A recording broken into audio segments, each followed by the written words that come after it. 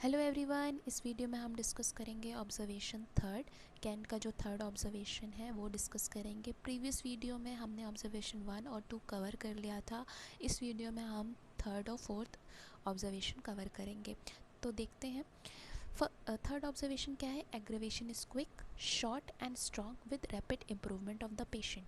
तो जैसे कि हमें पता है फर्स्ट ऑब्जर्वेशन में एग्रेवेशन प्रोलॉन्ग था, सेकेंड में भी एग्रेवेशन प्रोलॉन्ग था, बट फर्स्ट में क्या हो रहा था? डिक्लाइन हो रहा था पेशेंट, और सेकेंड में क्या हो रहा था? स्लो इम्प्रूवमेंट था। तो लेकिन थर्ड ऑब्जर्वेशन में क्या है? Aggravation is quick, short and strong. Aggravation होगा बट बहुत कम समय के लिए होगा और बहुत जल्दी ख़त्म भी हो जाएगा with rapid improvement of patient, और पेशेंट की हालत में काफ़ी सुधार दिखेगा हमें।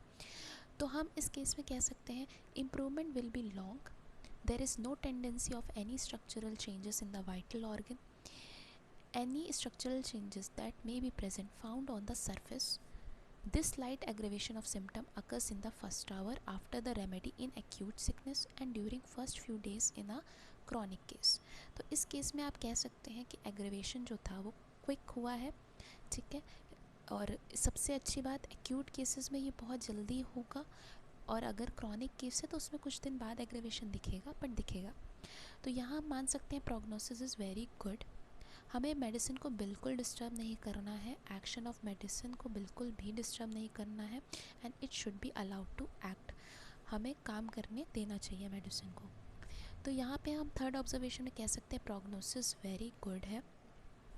Patient economy is vigorous and there were no structural changes.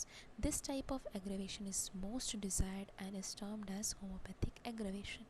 यहाँ हम कह सकते हैं कि जो एग्रेवेशन है वो होम्योपैथिक एग्रेवेशन है, क्योंकि ये इतना ही एग्रेवेशन हमें चाहिए होता है पेशेंट में, जो कि हो क्विक, शॉर्ट और strong. Nothing to be done, wait and watch, prescribe placebo. इस केस में आप क्या करेंगे? प्रिस्क्रिप्शन के टाइम आप वेट एंड वॉच करेंगे और आप प्लेसबो दे सकते हैं, और मेडिसिन जो आपकी प्रीवियस थी वो अच्छा काम कर रही है, इसलिए आप बिल्कुल भी मेडिसिन को डिस्टर्ब नहीं करेंगे। आते हैं फोर्थ ऑब्जर्वेशन पे। फोर्थ ऑब्जर्वेशन कहता है no aggravation whatever with recovery of patient. Fourth observation में आपको कोई भी तरह का एग्रेवेशन नहीं दिखेगा, पेशेंट ठीक हो जाएगा, बिल्कुल भी एग्रेवेशन नहीं होगा। तो यहाँ है there is no organic change and there is no organic disease. The potency and dose exactly fitted the case. जो पोटेंसी है वो केस पे फिट हो गई है, क्योंकि एग्रेवेशन हुआ ही नहीं है और पेशेंट रिकवर कर गया है। यहाँ हम प्रोग्नोसिस को गुड ही मानेंगे। Improvement will be ever lasting. In acute cases good, doubtful in chronic cases. यहाँ पे हम कह सकते हैं कि इम्प्रूवमेंट जो है रहेगा इन एक्यूट केसेस, लेकिन हम क्रॉनिक केसेस के लिए नहीं कह सकते हैं फोर्थ ऑब्जर्वेशन में, क्योंकि एग्रेवेशन हुआ ही नहीं है बिल्कुल, इसलिए। तो थर्ड ऑब्जर्वेशन और फोर्थ ऑब्जर्वेशन में बस इतना ही फ़र्क है।